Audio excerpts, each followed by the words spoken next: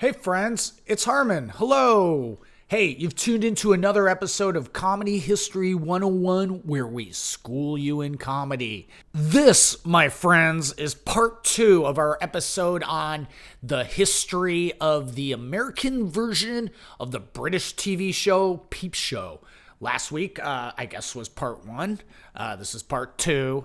Last week, we dove into the history of British TV shows that got made into crappy American versions. So we have a lot more ahead. And with that... You're stupid. Everybody's so stupid. Good thing about doing comedy in Russia, you have captured audience. You're stupid. Everybody's so stupid. Comedy History 101. Did you get a job? No, Why not? because I rock. It's what I do, that's my job.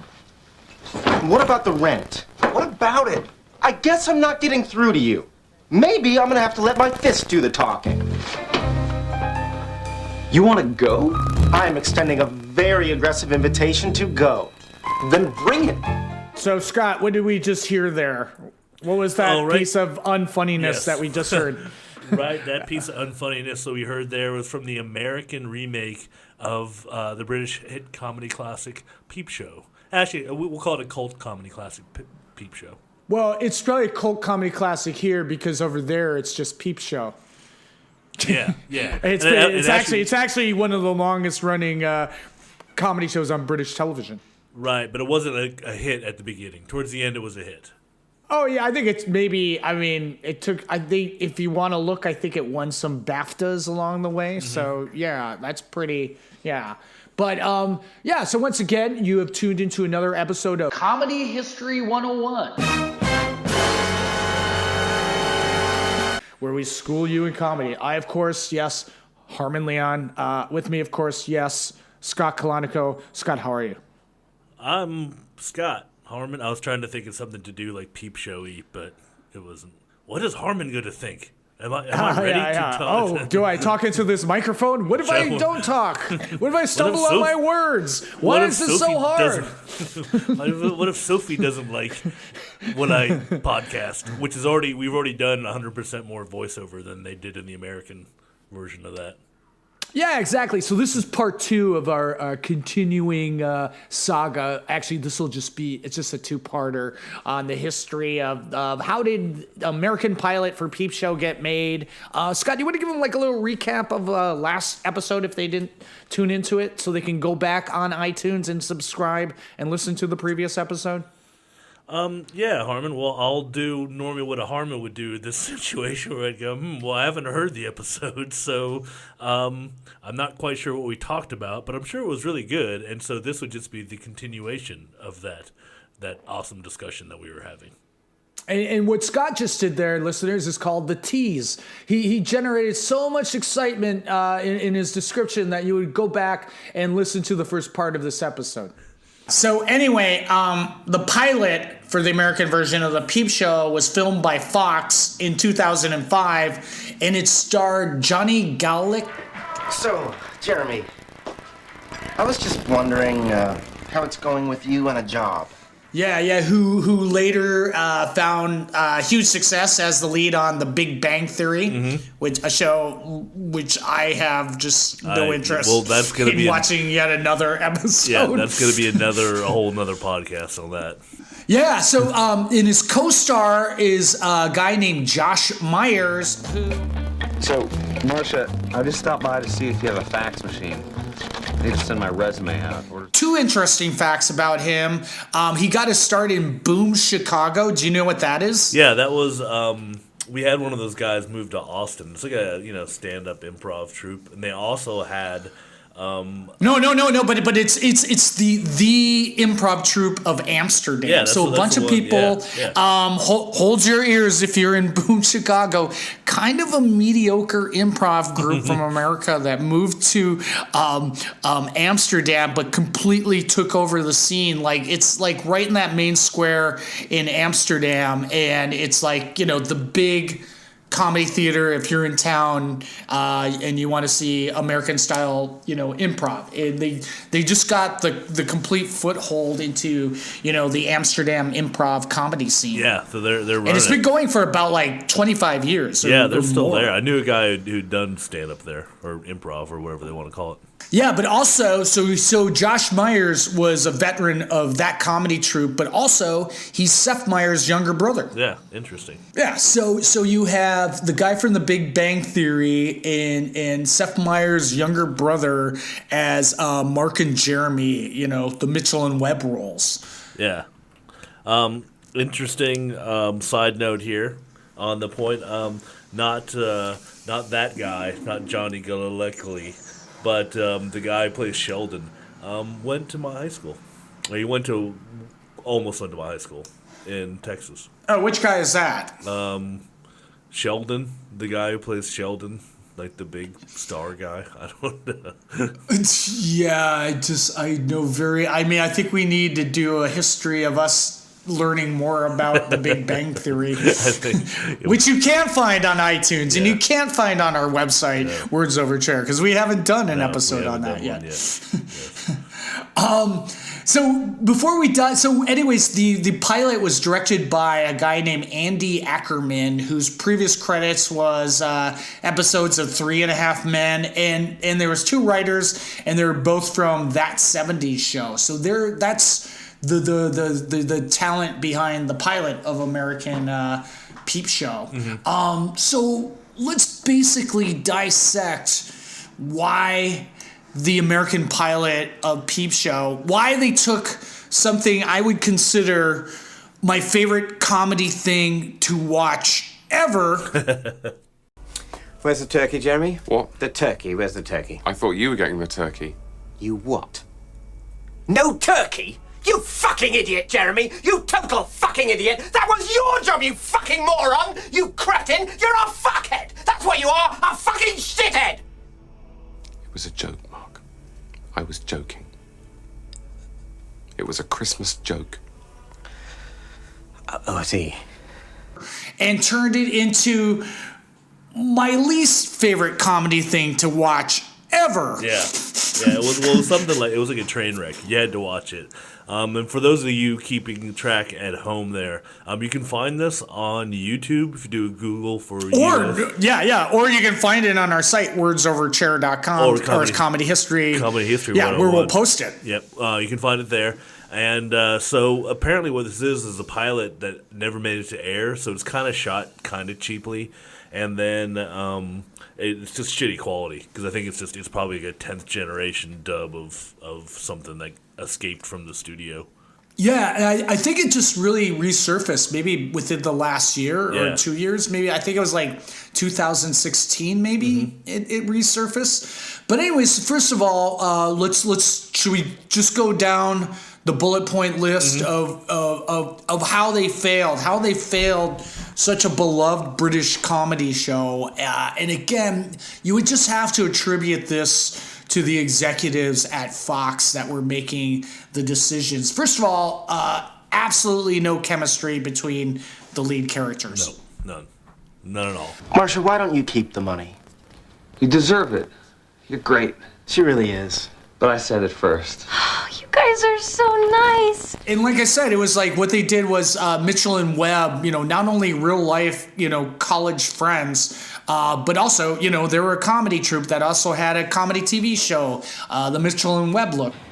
Hans, I've just noticed something. These communists are all cowards. Have you looked at our caps recently? Our caps? The badges on our caps. Have you looked at them? What? No. A bit? They've got skulls on them. Have you noticed that our caps have actually got little pictures of skulls on them?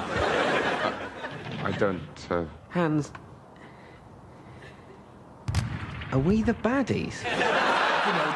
They had that mismatched, comedy chemistry between them, and the show, the original Peep Show, was written specifically with them in mind. Right. And here you just got two guys that are, I mean, even the nerdy guys, like not like Mark on the British version. David Mitchell has like really bad teeth.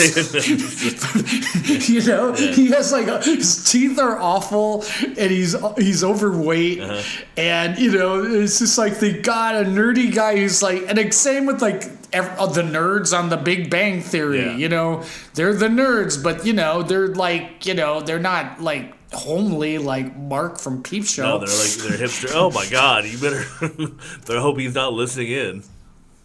Who, Mark from David Peep Mitchell? Show, yeah.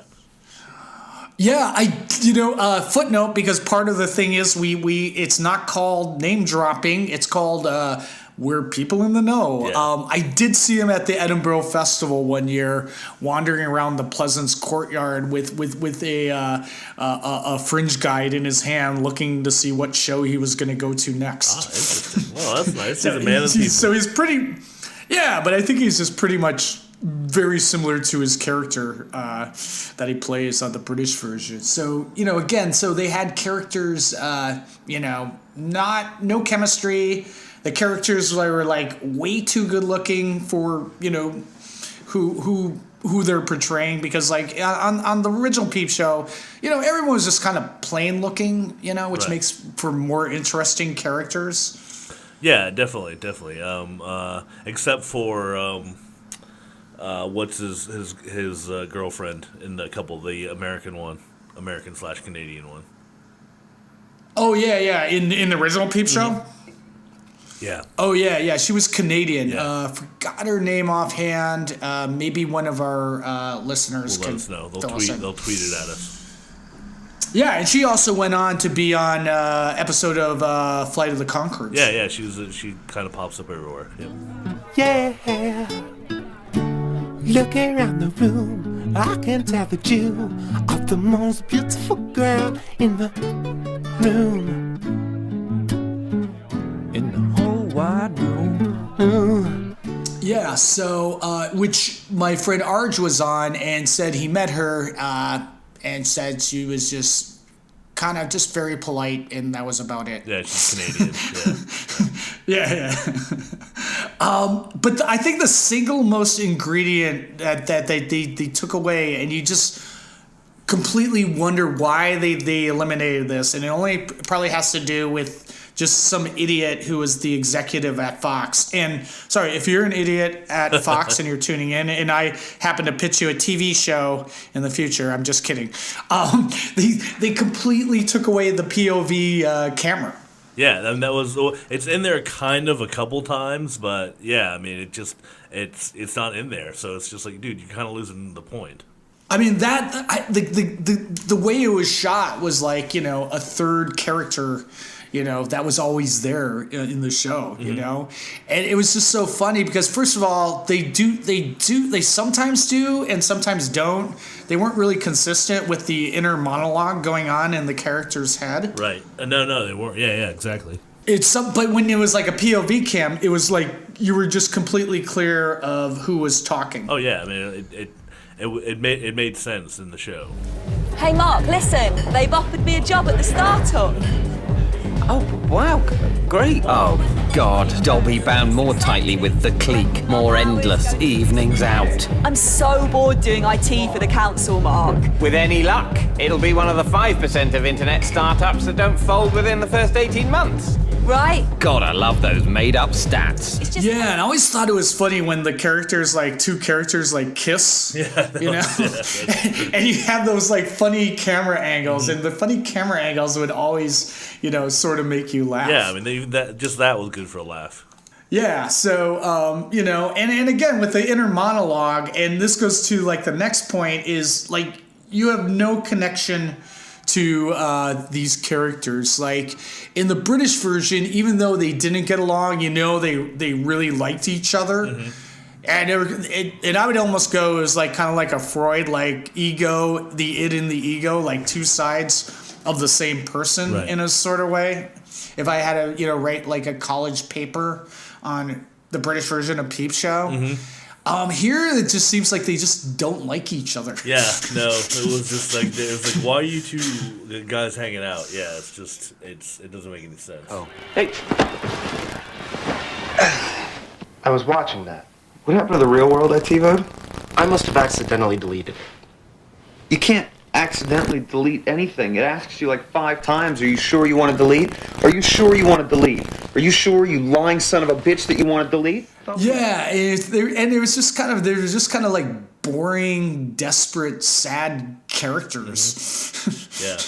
And it just had, though, they didn't feel like they were friends. And I know it's just a pilot and you could evolve that after the pilot, but, you know, it just... it just lacked that chemistry and that empathy, like we were talking about on the American Office of the characters. Yeah, I mean that was it. I mean, it's just, you just kind of have to. It's just easy to kind of just watch it and just bitch about it. And it was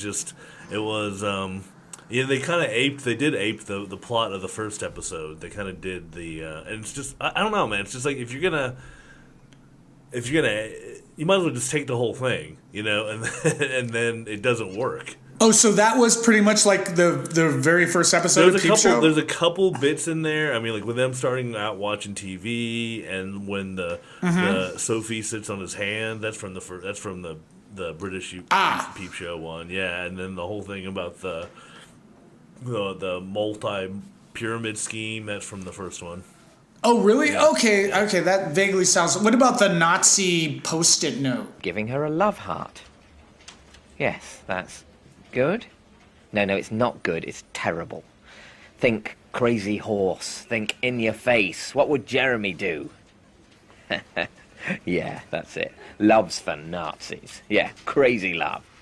Nazi love. I'm a nutter. Was that in the original I don't know if it was the first one, but it was in one of those first seasons. It might have been in the first one. They don't want love. They want like scary love. Nazi love. Now you're talking. Relax. Don't do it. When you want a Nazi heart cartoon to do it. And then I go and seal the deal by doing something wicked like this cartoon. Swastika love. It's bloody mental. Yeah, again, you know, if that gag worked in the British Peep Show, it just felt out of whack with these characters. Yeah, I mean, it seemed like they were doing something that their characters wouldn't be doing. Yeah, also the phone message thing was from Peep Show too, and it just worked so much. I mean, just the delivery of Mitchell it worked so much better. Sophie, if you heard that, please ignore it. I'm not a racist. Far from it. Anyway, it's good to hear your voice. I know it's only a recording, but you have got a bloody nice voice. And, God, I just called up to say hi, and then I go and spoil it all by saying something stupid like, I like you. I mean, not that. Yeah, so again, you're just comparing. And a second, no super hands. I don't know if he's in the first one, but yeah, no super hands. There you go, Chief. Have a suck on that sauce bottle. You not having one? Nah, mate, nah, not for me. I'm cleaning up. Kicking everything, from the PCP to the lattes. Going straight edge, doctor's orders. You're kicking everything? All right, but you don't mind me? Nah, mate, nah, you have your fun. Cold beer and a nice little fucking smoke. Don't let me stop you. Right, well, let's crack on. Don't say crack, Jez, yeah? Please, not now. Because you saying crack makes me think about crack, and I love crack. So can you not say crack? No, I think he is in the first one, and this will go to our next point is, again, you can't go as dark, because, like, the British Peep Show it was like just very dark humor. Like, I think the first time you see Super Hands, they're at a wedding, and he's smoking crack, and he's, like, telling Jeremy, he's like, what's the big deal? It's just a little bit of crack, and he's just at a wedding. What are you got in there? It's a bit of crack. Crack? Crack, Super Hands? Relax. It's not Blue Peter. It's having a nice little relaxing smoke of crack. I'll tell you what, that crack is really Moorish. And again, what failed with coupling is you couldn't do the great. You would have to water it down. Like, there's an episode of Peep Show where, like, Jeremy's eating the the charred remains of the dog of the girl he's trying to bone. Yeah. What is it? It doesn't look very much It's turkey. like... It's turkey leg. Is that all right? What can I tell you? I'm no Ainsley Harriott. It looks weird. What's going on, Jeremy? Nothing. This is turkey. Look. See? Just undercooked, disgusting turkey. Hey, Mark, would you like some? No thanks. Here, eat some turkey. No, Jeremy. It's not my turkey. I really feel since I'm eating turkey, you should eat some turkey. It was your idea to barbecue it. I really don't feel like eating turkey, Jeremy. I'm full. I'm eating dog leg. I have definitely reached a new low. So you couldn't do that. That wouldn't go over with the American Fox. No, they're not. No, Sunday night lineup. They'd get all the letters like we get. Like we get the letters when we get something wrong. You know. Yeah, from our website, wordsoverchair.com. ComedyHistory101.com. Yeah, exactly. But I think, just overall, there's just something just very British about the characters. Like, it's just something about living in Britain that they captured, Like, if you're unemployed in Britain, you can still get by because you can go on the dole and, get some money. But I think this was based in New York. They were supposed to be living in New York. No, they're in Chicago. They're in Chicago, dude. They're riding the L. Really? Yeah. Ah, okay, right. So, it's just different being unemployed in the States rather than in the UK where you can sort of get by because you're getting some dole money every week. Yeah, you get by. You get your dole money's not that great, but what you get is they usually knock off some of your rent. Yeah, so I think it was part of that. And a quote from I think it was one of the creators said why this fails is if it says something to the effect of if you just ape the original, the writers and the actors can't do their own thing with it. The original jokes make sense for the actors who said them in the context of the British style of humor. So yeah, I think that kind of sums it up. Yeah, and just for the record, I did check and did some fact checking, and you were correct. Super Hands is in the first episode of the British version of Peep Show, played by the great Matt King, and we can save this bit of trivia for when we do a three-parter on the history of Peep Show. Matt King, great comedian, also up for the role of Super Hands. In the British version was what's his name? Russell Brand. Russell Brand. Yeah. And now he's all like fighting the man conspiracies. Yeah, telling people not to vote because that will solve it. That's right. Thanks, Russell. Yes, ma'am. I read you loud and clear. Yes, ma'am. This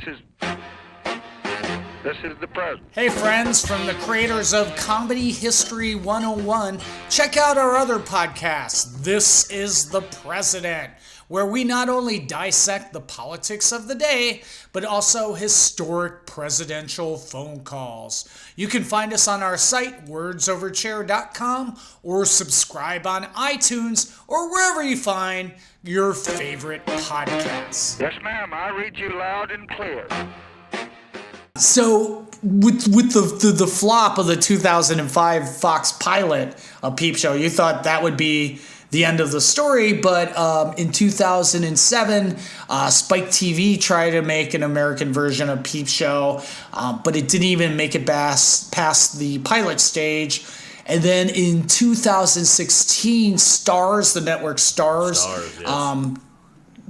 try to create a version, and I think they even brought in the creators Sam Bain and Jesse Armstrong to try to salvage it. And here's, I guess we'll close this out with a quote from Sam Bain. He said, "I think adaptations to America are really hard. The exceptions, the ones that work, like The Office, are much more rare because you're trying to change a show and keep it the same at the same time, which is quite weird." And they also said with Peep Show, we wrote the characters of Mitchell Webb. We already said that. So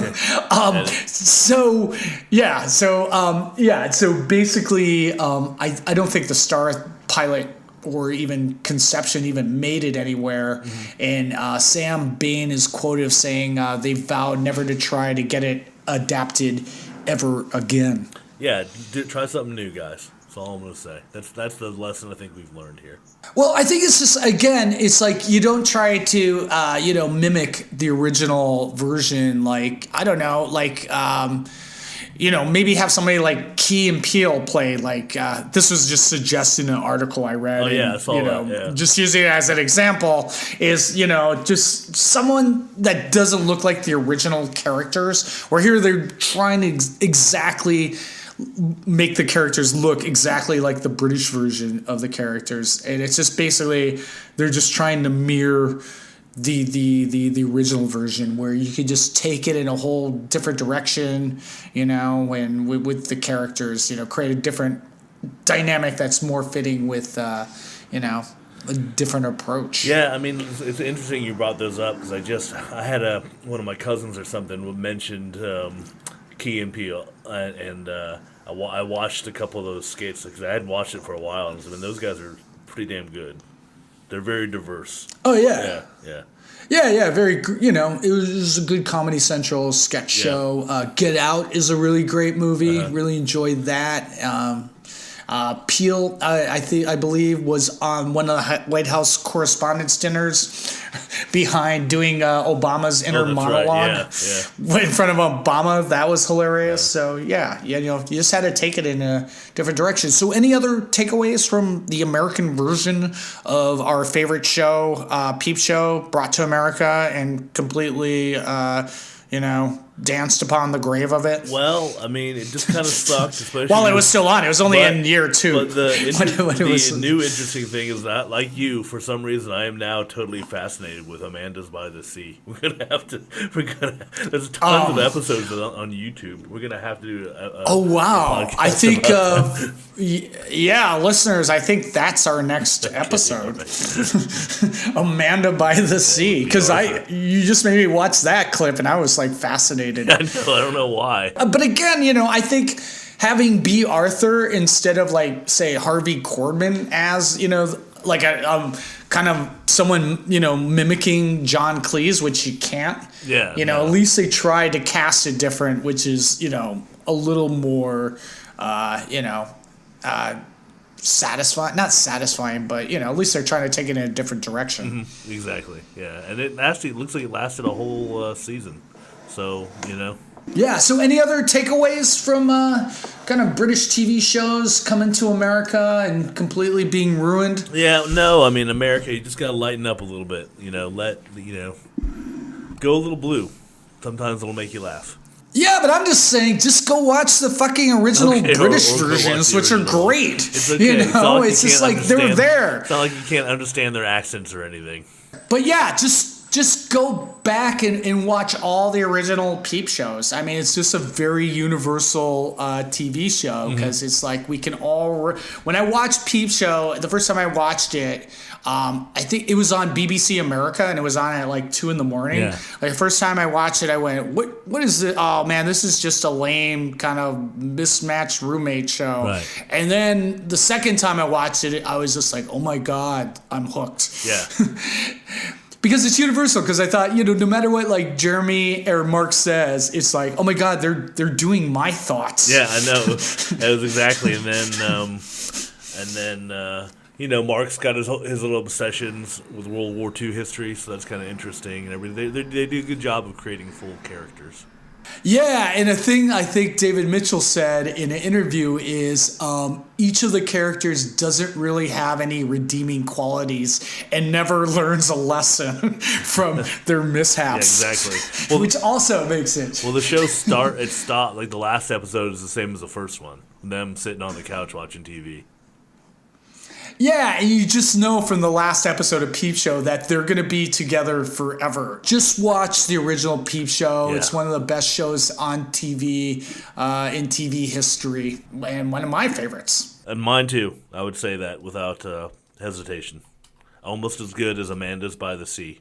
So I guess that brings us to Plug Away. Scott, what do you have to plug? Thanks, Harmon. Well, as it's teased before, I do have a new film coming out. It's titled Everything You Want to Know About Sudden Birth, But We're Afraid to Ask. And my co-host here, Harmon, is one of the producers of the film. We've taken an old police training film that actually showed a woman giving birth and kind of put a new twist on it. And that will be premiering at the 2019 Sundance Film Festival in Park City, Utah in January. So pretty excited about that. Hear, hear, hear, hear. And for me, hey, if you're in New York City next Thursday night, December 20th, come see me in person. I have my regular monthly show. It's called Tale, and we bring you the best and finest in New York storytelling, 8 p.m. at the Red Room above the legendary KGB bar. And also holiday season, why not buy a book? And that book should be Meet the Deplorables Infiltrating Trump America. It's all about my true life exploits, going out undercover and infiltrating Trump supporters in this great land of ours. Check it out on Amazon. And we'll be back next week with a brand spanking new episode of Comedy History 101. Where we school you in comedy. So until then, bye-bye. Bye-bye. You're stupid. Everybody's so stupid. Good thing about doing comedy in Russia, you have captured audience. You're stupid. Everybody's so stupid. Comedy History 101.